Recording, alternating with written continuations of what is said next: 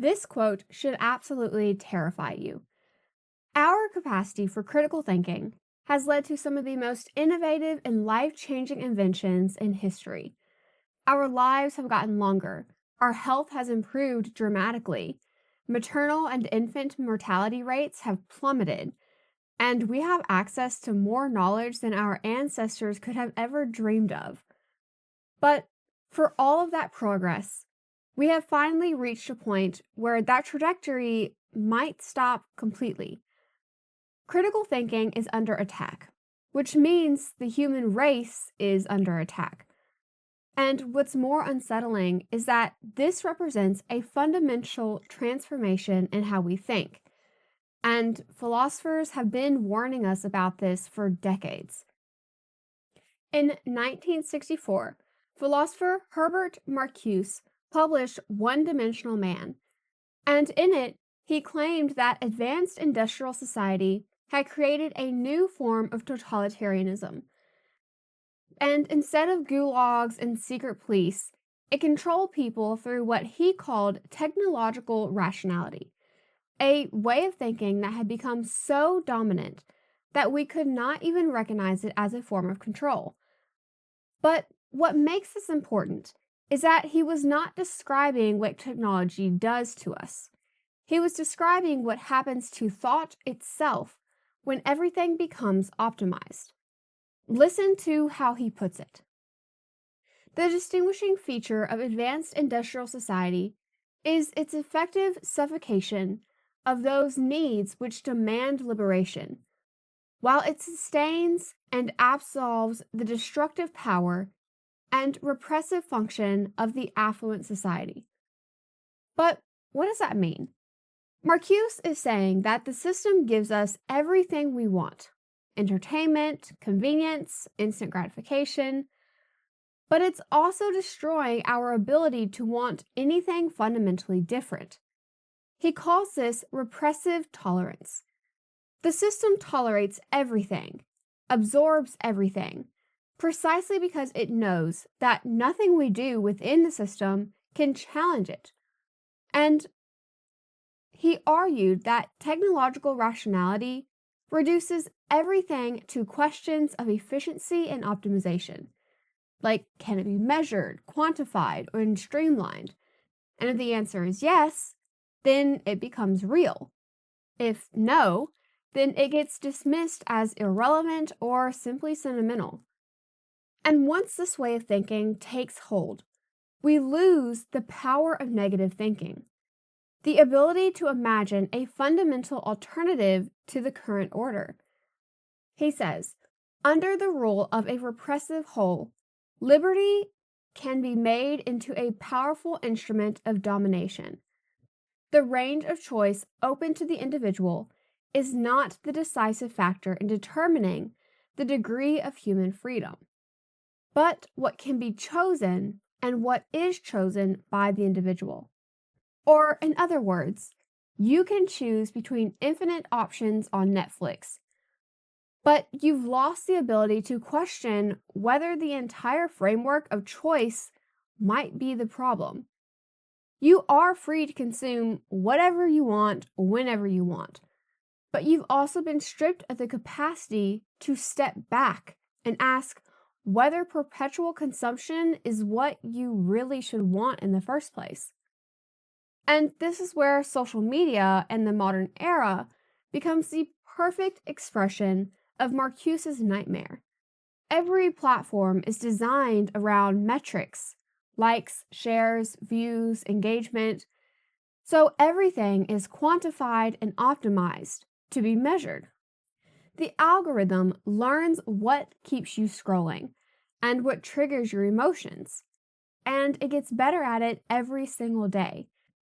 He wrote, "The capabilities, intellectual and material, of contemporary society are immeasurably greater than ever before," which means that the scope of society's domination over the individual is immeasurably greater than ever before. We have more tools, information, and connectivity than any previous generation could have ever imagined. And yet, we are more thoroughly controlled than ever before because the control operates through the very things that we think liberate us. Marcuse warned that this one dimensional thinking does not just change what we think about, but how our thoughts work. He wrote that in an advanced industrial society, the aptitude and ability for critical thought and oppositional behavior wither away. The system doesn't need to ban critical thinking because it just makes it unnecessary and counterproductive to the things that you like. Our world today is more overstimulating than it has ever been before, and our brains are simply not designed for that level of constant stimulation. When your brain is processing thousands of micro stimuli every hour by notifications, headlines, images, all competing for your attention, critical thought becomes a luxury that you simply can't afford. It slows you down and makes you inefficient, which causes you to fall behind. So your brain attempts by learning to skim and scan and process everything at simply the surface level.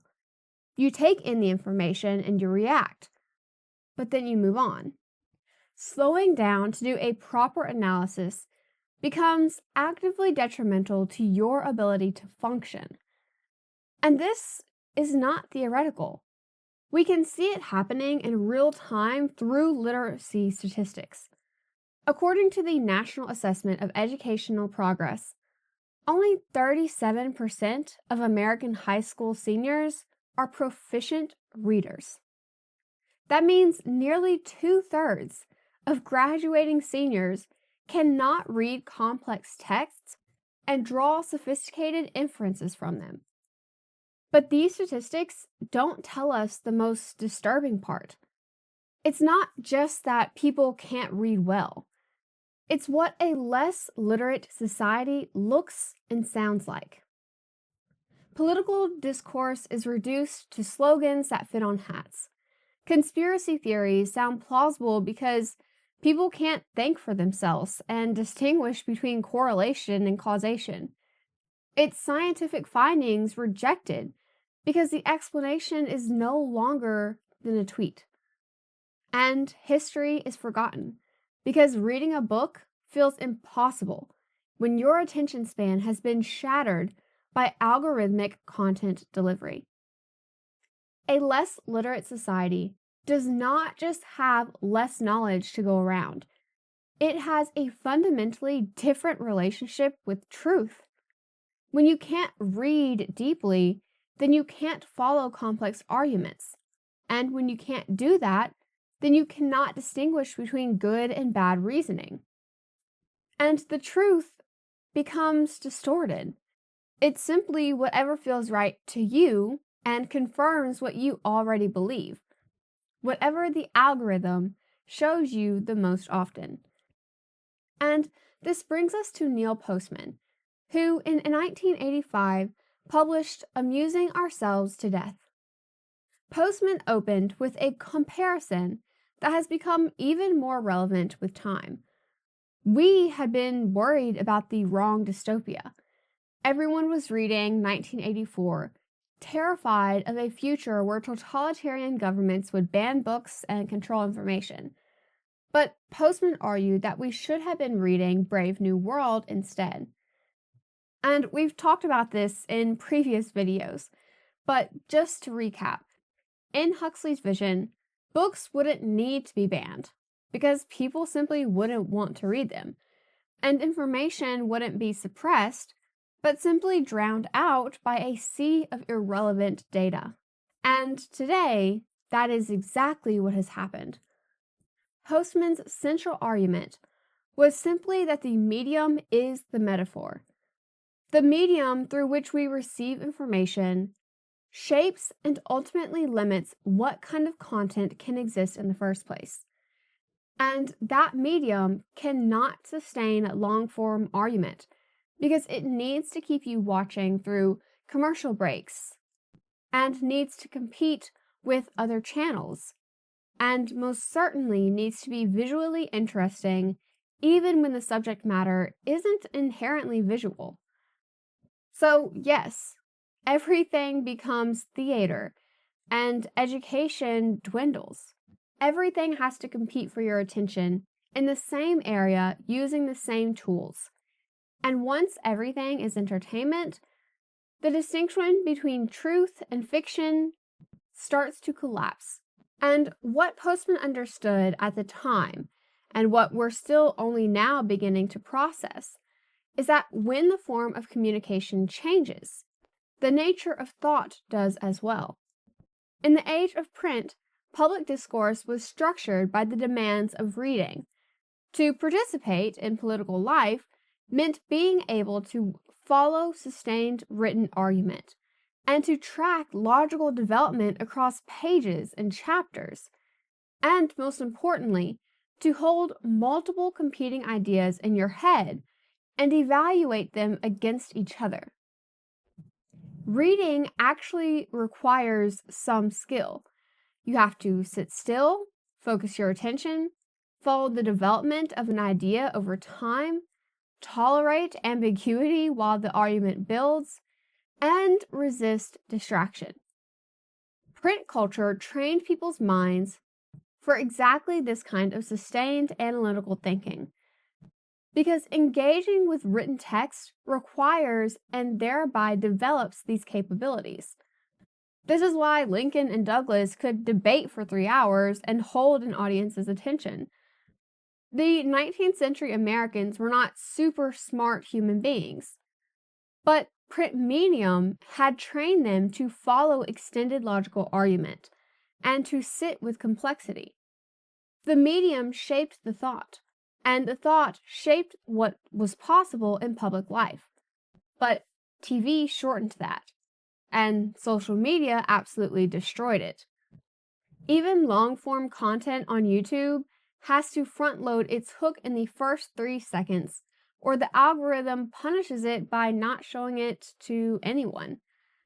We've gone from books to paragraphs, to sentences, to fragments, to pure stimuli. And each step in that progression has made it harder to think in the ways the previous medium required. And Postman says that this leads to irrelevance. You think you are informed because you see the headline and watch the 60-second explainer video. But you don't understand the context or the competing factors or the actual complexity of the situation.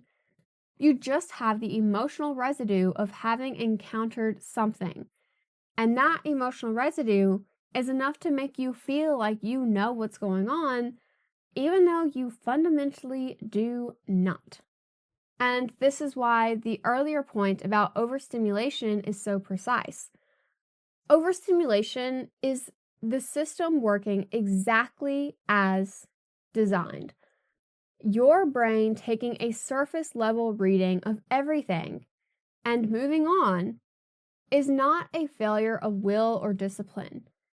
It is simply a rational adaptation to an environment that punishes depth and rewards speed. And consequently, that means that critical thinking is no longer necessary, but instead counterproductive to the system.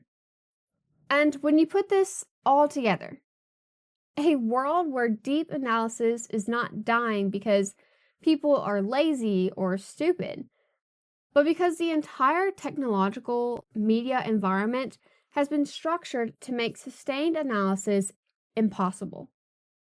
Or, more precisely, to make it counterproductive to your ability to navigate daily life. Because to think deeply about something, you have to slow down, close the tabs, and turn off the notifications. You might need to sit with an idea for days or even weeks. You have to read deeply and make connections.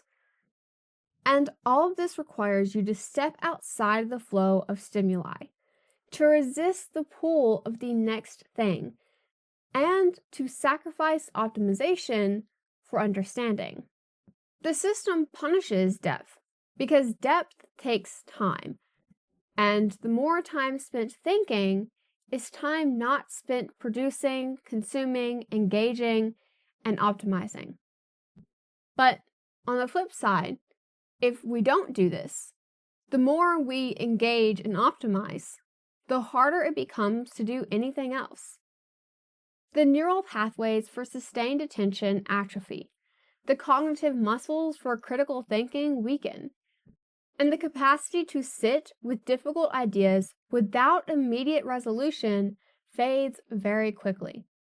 Because, according to Heidegger, the threat to man does not come in the first instance from the potentially lethal machines and apparatus of technology. The actual threat has already affected man in his essence. We are becoming different kinds of beings, and one day we might realize that we have forgotten how to think at all. We might have all the information in the world at our fingertips, but without the capacity to understand any of it, it's meaningless. We'll be connected to everyone and unable to genuinely connect with anyone. Now, this doesn't mean that you can't engage with social media at all, but it does mean consciously creating spaces where a different mode of revealing becomes possible, where things can show up as something other than standing reserve, and thought can happen at a pace and depth that technological rationality does not permit. So, yeah, pick up a book, have a conversation, participate in a debate, step outside of your comfort zone.